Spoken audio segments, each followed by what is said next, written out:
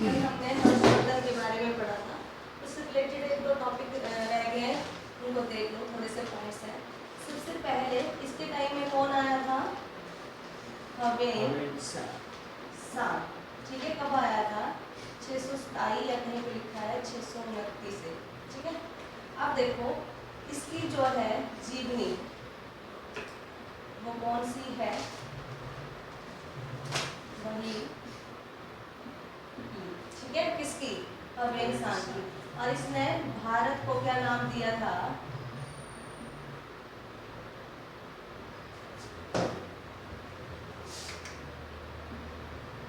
हिंदू। ठीक है, इसने भारत को क्या कहा था? हिंदू। क्लियर हो गई? अब देखो जो हमारा हर्षवर्धन था, इनका कोई भी वारिस नहीं हुआ और इनकी जो बेटी थी उसकी शादी बल्लभी वंश में होगी। आगे हम बल्लभी वंश पढ़ेंगे। तो नेचुरली जो था इसका राज हो गया हर्षवर्धन के साम्राज्य पर। ठीक है, अब आगे चलते हैं। इससे आगे कल हमने क्या किया था? हमने उत्तर भारत के जितने भी राजा थे वो पढ़े थे। याद है कौन कौन से राजा पढ़े थे उत्तर भारत के? ठीक है, हमने यहाँ पे पढ़ा था हरियाणा, ठीक है, यहाँ पे कन्नौज, मालवा, बंगाल और असम या कामरूप। ठीक है, और यहाँ पे पढ़ा था हमने चालुक्य वंश जो कि पुलकेशिन द्वितीय था। क्लियर हुई चीज? अब देखो यहाँ पूरे के पूरे साम्राज्य पर किसका अधिकार हो गया? हर्षवर्धन का। ये हमने क्लियर कर लिया था। अब यहाँ से देखते हैं, देखो अगले आते हैं हमारे चोल, चेर और पांडे। पहले इनकी लोकेशन समझ लेना, फिर इजी हो जाएगा। देखो चेर यहाँ पे थे, छोटे से यहाँ पे केरल में मालाबार तट के आसपास। ठीक है, चेर अभी यहाँ पे थे। इसके बिल्कुल ऑपोजिट कौन थे? ये थे हमारे पांडे। और इसके ऊपर थे चोल और इसके ऊपर चले गए पल्लव। क्लियर हुई चीज?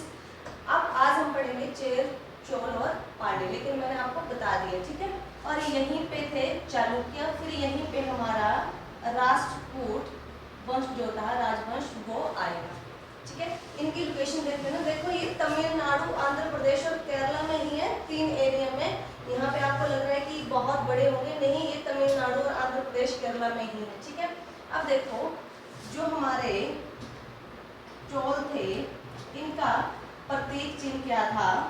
बाघ। ये इंपॉर्टेंट है, ये लिख लेना। ठीक है, यहाँ पे लिख लो राजवंश प्रतीक चिन्ह और राजधानी। यहाँ से क्वेश्चन बन जाते हैं। ठीक है, तो जो चोल थे उनका प्रतीक चिन्ह क्या था? बाघ। और उनकी राजधानी क्या थी? कावेरी पटनम। ठीक है, और ये जो साम्राज्य थे ना, ये से यहाँ तक, ये यहाँ पे कौन रहती थी? हमारी कृष्णा। ठीक है, और यहाँ रहती थी कावेरी। ठीक है, कई बार पूछ लिया जाएगा, कृष्णा नहीं आएगा, पेराद पूछ लिया जाएगा। ठीक है, क्योंकि इनकी नदियों के बीच में था कृष्णा या कावेरी या फिर पेराद या कावेरी। तो देखो चोल की राजधानी भी क्या है? कावेरी पटनम। ठीक है, आगे आता है चेर। इसका प्रतीक चिन्ह था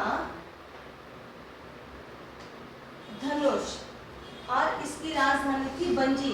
अब देखो आप मगध के टाइम में एक बज्जी भी पढ़ के आए। ठीक है, तो ये बज्जी नहीं, आपको कंफ्यूज करने के लिए बंजी और बज्जी दोनों ही ऑप्शन दिए जा सकते हैं। तो इसकी राजधानी बंजी थी, ना कि बज्जी, और इसको बंजीपुरम भी कहते हैं, एक ही है। और नेक्स्ट हमारा पांडे। इनकी राजधानी थी मदुरई।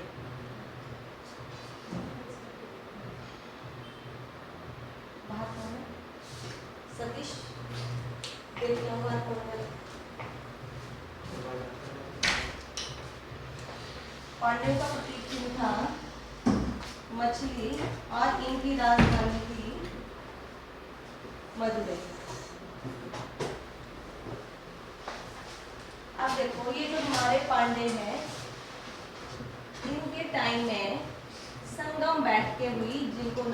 जाता है संगम काल। हमारे पांड्यों के टाइम में बैठते ही जिनको नाम दिया जाता है संगम काल। संगम का मतलब क्या होता है? क्या मतलब होता है संगम का? मिलना, मिलजुल के बैठना। ठीक है, तो ये ऐसी बैठकी नहीं थी कि 1-2 दिन चली, ये सदियों चली थी, कई वर्षों तक चली थी। ठीक है, तो देखो सिर्फ जो हमारी 3 बैठकें हुई थी, ऐसा आपको हिस्ट्री में लिखा था संगम काल, कोई ऐसा टाइम पीरियड नहीं है, राजाओं का काल नहीं है। ये पांडे के टाइम में बैठकें हुई थी जिनको संगम काल कहा जाता है, और इसमें जो थे वो साहित्य लिखे गए थे। ठीक है, तो 3 बैठकें हुई थी। तो हमारी जो पहली बैठक हुई थी, अब इनकी राजधानी कहाँ है? मदुरई में। ठीक है, तो पहली जो बैठक हुई थी वो मदुरई में हुई थी। ठीक है, और इनके जो अध्यक्ष थे, देखो आपने पढ़ा था बौद्ध महासंगीतियाँ, कोई भी बैठक होती है, छोटी मोटी मीटिंग होती है, उसको कोई अध्यक्ष तो होता है, स्पीकर पर्सन तो होता है, चेयरपर्सन होता है। ठीक है, वैसे ही इस पहली बैठक के अध्यक्ष थे अगस्त्य ऋषि या फिर ऋषि अगस्त्य। ठीक है, और हमारी सेकंड बैठक हुई थी कपाट पुरम या, ठीक है, और इसके अध्यक्ष भी अगस्त्य ऋषि थे। और तीसरी हुई थी हमारी फिर से मदुरई में, और इसके अध्यक्ष थे हमारे नक्कीरेन। ठीक है, ये थे। अब इसमें हुआ क्या, देखो साहित्य रचे गए, जो प्रथम बैठक में साहित्य लिखे गए थे वो बोलते हैं बह गए हैं, वो हमारे पास नहीं है। आपके लिए अच्छी बात है क्योंकि पढ़ने के लिए कम हो गए, है ना। और दूसरी जो बैठक हुई थी इसमें लिखा गया तमिल भाषा का, यहाँ लिख देती हूँ मैं, तमिल भाषा का व्याकरण, जिसका नाम था तोल्काप्पियम, जिसका नाम था जो कपाटपुरम है, इसका नाम था ऋषि अगस्त्य ऋषि है इसका अध्यक्ष। 2 के अगस्त्य ऋषि रहे ना अध्यक्ष, और तीसरे में अलग आ गए, ये कौन सा है? नकीरत। ठीक है, और देखो सेकंड में क्या लिखा गया, तमिल भाषा का व्याकरण, जिसका नाम था तोल्काप्पियम, और इसको लिखा किसने था? तोल्काप्पियर। ठीक है, अपने नाम पे ही इसने व्याकरण चला दिया। तमिल भाषा का व्याकरण क्या है? तोल्काप्पियम, और इसका नाम क्या था? तोल्काप्पियर। ठीक है, और जो हमारी तीसरी वाली बैठक में, इसमें जितने भी साहित्य हैं हमारे वो लिखे गए हैं, जो भी हम साहित्य पढ़ते हैं वो सारे के सारे इस बैठक में लिखे गए। इतना समझ आया? इनकी डायरेक्शन समझ आई? कहाँ कहाँ थे? चेर इस साइड थे, मालाबार तट की तरफ थे, और चोल और पांडे, बीच में चोल थे, नीचे पांडे और ऊपर पल्लव थे। पल्लव के अपोजिट चालुक्य थे, चालुक्य के अपोजिट कौन थे? राष्ट्रकूट थे। ठीक है, हम दक्षिण भारत के अब राजवंश पढ़ रहे हैं। पहले हम उत्तरी भारत के पढ़े थे, अब हम दक्षिण भारत के पढ़ रहे हैं। ये टॉपिक बहुत टफ सा लगता है, इसको ध्यान से देख लोगे तो जरूरत नहीं रहेगी, यहीं से आप इसको कवर कर लोगे। लिख लिया सभी ने? सभी ने लिख लिया? ठीक है, अब बात करते हैं चोल की।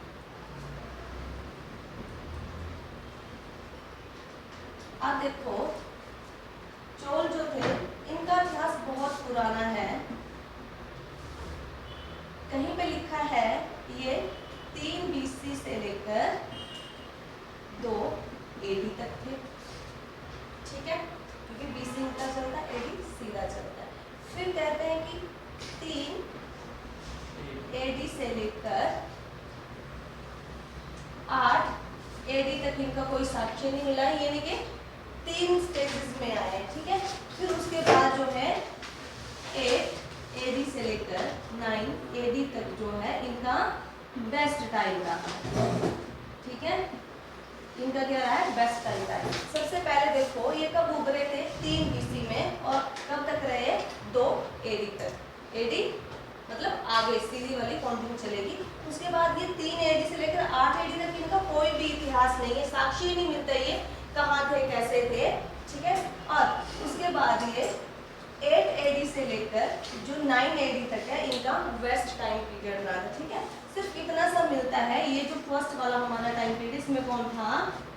करिकाल या कारिकाल। ठीक है, ये राजा था, इसके बारे में वर्णन मिलता है, और सिर्फ इतना लिखा हुआ कि इसकी जो नौसेना थी वो बहुत ही समृद्ध थी। अब क्यों थी नौसेना समृद्ध? क्यों थी नौसेना समृद्ध इनकी? पहले आपने देखा कि जो हमने इतने राजा पढ़े उनकी नौसेना देखी किसी की समृद्ध, उसमें क्या होता था, हाथी होते थे, घोड़े होते थे, पैदल सेना होती थी। यहाँ पे क्या है, नौसेना मीन्स नेवी, क्योंकि समुद्र के किनारे बसे हुए थे, ठीक है, तो वहीं से जो थे व्यापार करते थे, ठीक है। और इन बीच वालों को कोई हमारे पास साक्ष्य नहीं है। और ये जो 8 AD से लेकर 9 AD तक है, इसमें क्या था,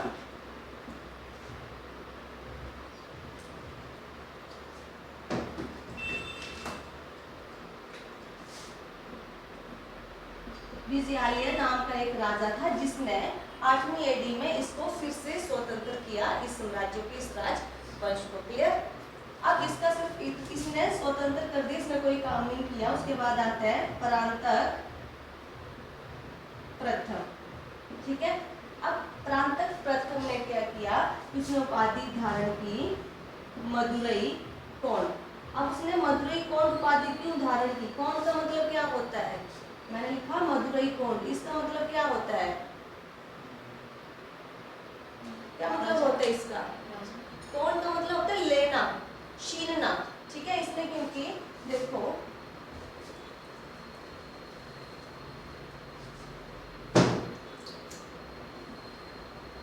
यहाँ पे थे चोल, ठीक है, और यहाँ पे थे पांडे, यहाँ पे चेर, ठीक है।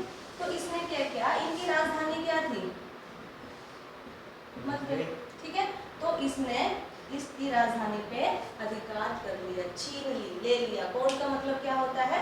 लेना। तो फिर उसने अपने नाम के आगे क्या लगा दिया? मदुरई कोंड। क्या लगा दिया? मदुरई कोंड, ठीक है। कोंड का मतलब होता है लेना, छीनना, ठीक है, टेकन। अब देखो उसके बाद आया हमारा राजराज प्रथम या राज राजा प्रथम। पहले कौन था? विजयालय आया, प्रांतक प्रथम आया, फिर राज राजा प्रथम आया, ठीक है। क्लियर हुई चीज ये? तो इसने एक मंदिर का निर्माण किया, राजेश्वर। कौन सा मंदिर था? राजेश्वर या फिर बृहदेश्वर। और ये मंदिर कहाँ है आपका? तंजौर। कहाँ पे है तंजौर भाई? कहाँ पे है तंजौर? क्या बोले, ये कहाँ पे थे? ये साम्राज्य कहाँ पे थे? आंध्र प्रदेश, तमिलनाडु और केरल में। तो कहाँ पे ये? तमिलनाडु में, ठीक है। तो इस मंदिर का निर्माण किया। और ये जो मंदिर है वो उस टाइम का पूरा ग्रेनाइट का बना है। आप देखो आज भी हम, ग्रेनाइट क्या होता है? जो हम किचन में सर्फ डालते हैं उस पर जो चट्टान सी पड़ती है वो क्या होता है? ग्रेनाइट होता है। तो देखो आज भी महंगा है, तो उस टाइम पे भी महंगा रहा होगा ना, ठीक है। तो उसने ग्रेनाइट का ही पूरा का पूरा मंदिर उसने बनाया होगा, ठीक है। और उसने क्या किया कि देखो यहाँ जैसे क्या है, यहाँ जैसे हमारा श्रीलंका है, ठीक है, जावा, सुमित्रा है ना, इंडोनेशिया, ये वाले द्वीप है, ठीक है। तो इसने क्या किया कि इसके उत्तरी भाग को जीत लिया। किसने? राजा प्रथम ने श्रीलंका की। अब देखो क्या हुआ कि इंडिया में तो इसने राज किया है, लेकिन इसने बाहर में भी, ठीक है, उसने श्रीलंका के उत्तरी पार्ट को जीत लिया, उत्तरी भाग पे अपना अधिकार कर लिया इसने, ठीक है। अब देखो उसके बाद क्या आता है? उसके बाद इसका जो बेटा है वो आता है राजेंद्र प्रथम, ठीक है। अब इसने क्या किया था? राजा ने सिर्फ उत्तरी वाला भाग जीता था और इसने पूरे श्रीलंका पे अधिकार कर लिया, पूरे श्रीलंका पे अधिकार कर लिया। और साथ में यहाँ पे क्या था? बंगाल, यहाँ पे बंगाल था। तो देखो वो यहाँ से उठकर पूरा गंगा मैदान पर आक्रमण करके उसने उसको अपने साम्राज्य में मिला दिया, ठीक है। तो देखो यहाँ से बहुत इजी था, यहाँ से कोई राजा यहाँ आक्रमण कर देता था, ठीक है। पर बहुत कम राजा हैं जो यहाँ से उठकर उत्तर भाग में जो है वो आक्रमण कर रहे हैं, ठीक है। इसलिए इसको हिस्ट्री में पढ़ा जाता है, इम्पोर्टेंट राजा है। यहाँ से यहाँ आक्रमण करना इजी यहाँ से उठकर यहाँ जाना, खुद ही एक उल्टी दिशा लग रही है, ठीक है। तो इसने क्या कि यहाँ से जाकर पूरा बंगाल तक उसने अपने एरिया में मिला लिया, ठीक है। और उसके बाद उसने उपाधि धारण करी। कौन सी उपाधि थी? गंगई कोंड चोलम, ठीक है। गंगई कोंड चोलम उपाधियां पूछ ली जाती हैं, किसकी है ये? राजेंद्र प्रथम की। क्या उपाधि धारण करी? गंगई कोंड चोलम, यानी कि उसने गंगा के क्षेत्र पर जो था वो अधिकार कर लिया था। और उसके बाद क्या था, उसने देखो श्रीलंका को भी जीत लिया, गंगा के मैदानों को भी जीत लिया। उसके बाद उसने क्या किया था, कई बुक्स में लिखा है 1200 और कहीं पे लिखा है 12,000, यानी कि इंडिया को छोड़कर इन सहित, बंगाल सहित और ये श्रीलंका सहित उसने 1200 द्वीपों पर अधिकार कर लिया था, ठीक है। यहाँ पे मालदीव है, लक्षद्वीप है, इंडोनेशिया, जावा, सुमात्रा। तो देखो आज भी हमारे पास क्या है, सिर्फ लक्षद्वीप है हमारे पास, बाकी हमारे पास नहीं है। और ये सारे के सारे द्वीप जो थे उसके अंडर थे, ठीक है। तो आज के लिए इतना ही पढ़ते हैं, इतना काफी है क्योंकि बहुत टिपिकल सा पार्ट है।